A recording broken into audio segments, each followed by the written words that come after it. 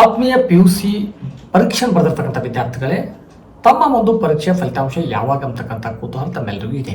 ಹೌದು, ಏಕೆಂದರೆ March 1ರಿಂದ March 20ರವರೆಗೆ ನಡೆದಿರ್ತಕ್ಕಂಥ ಈ ಪರೀಕ್ಷೆಯ ಫಲಿತಾಂಶ ಕ್ಷಣಗಳನ್ನೇ ಪ್ರಾರಂಭವಾಗಿದೆ ಅಂತ ಹೇಳ್ಬೋದು. ಏಕೆಂದರೆ ಮಾರ್ಚ್ 1ರಿಂದ 20ರವರೆಗೆ ನಡೆದಿರ್ತಕ್ಕಂಥ ಪರೀಕ್ಷೆಯ ಮೌಲ್ಯಮಾಪನ ಕೇಂದ್ರಗಳು ಸುಮಾರು 76 ಕೇಂದ್ರಗಳಲ್ಲಿ ಸುಮಾರು 31,000 ಶಿಕ್ಷಕರು ಒಂದು ಉಪನ್ಯಾಸಕರು ಏನು ಮಾಡಿದರೆ ಅವುಗಳ ಮೌಲ್ಯಮಾಪನ ಕಾರ್ಯವನ್ನು ರಾಜ್ಯಾದ್ಯಂತ ಮಾಡುತ್ತಾ ಬಂದಿದ್ದು ಈಗ ಪೂರ್ಣ ಪ್ರಮಾಣದ ಕೊನೆಯ ಹಂತದಲ್ಲಿದೆ ಅಂತ ನಾವು ಹೇಳ್ಬೋದು.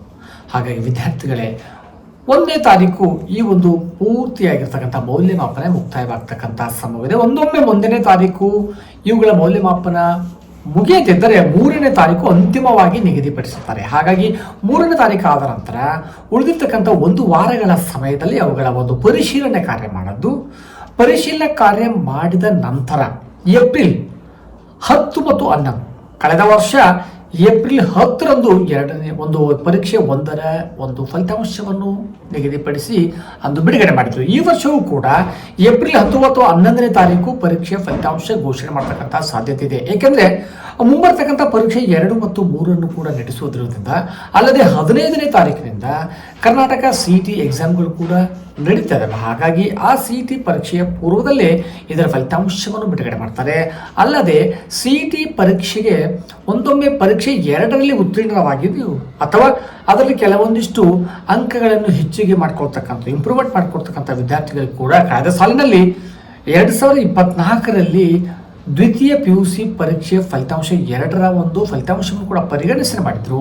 ಹಾಗಾಗಿ ಪ್ರಸ್ತುತ ಸಾಲಿನಲ್ಲೂ ಕೂಡ ಒಂದೊಮ್ಮೆ PUC ಪರೀಕ್ಷೆಯ ಫಲಿತಾಂಶ 2ನ್ನು ಕನ್ಸಿಡರ್ ಮಾಡಿದ್ದೆ ಆದರೆ ಶೀಘ್ರದಲ್ಲಿ ಪರೀಕ್ಷೆಗಳನ್ನು ನಡೆಸತಕ್ಕಂಥ ಅವಶ್ಯಕತೆ ಇರುತ್ತದೆ. ಅಲ್ಲದೆ ಅದರ ಒಂದು ಫಲಿತಾಂಶವನ್ನು CET ಫಲಿತಾಂಶಕ್ಕಿಂತ ಪೂರ್ವದಲ್ಲಿ ಬಿಡುಗಡೆ ಮಾಡಬೇಕಾಗುತ್ತೆ. ಆ ನಿಟ್ಟಿನಲ್ಲಿ ಶೀಘ್ರದಲ್ಲಿ ಏಪ್ರಿಲ್ 10ರ ಮಧ್ಯಾಹ್ನ ಅಥವಾ ಏಪ್ರಿಲ್ 11ರ ಬೆಳಗ್ಗೆ 10 ಗಂಟೆಗೆ ಈ ಒಂದು PUC ಪರೀಕ್ಷೆ 1ರ ಫಲಿತಾಂಶ ಬಿಡುಗಡೆಯನ್ನು ಕರ್ನಾಟಕ ರಾಜ್ಯದ ಶಿಕ್ಷಣ ಸಚಿವರು ಬಿಡುಗಡೆ ಮಾಡ್ತಾರೆ.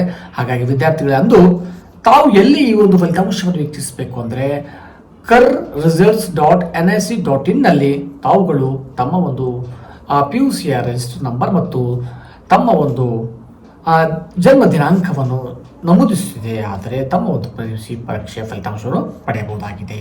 ಧನ್ಯವಾದಗಳು.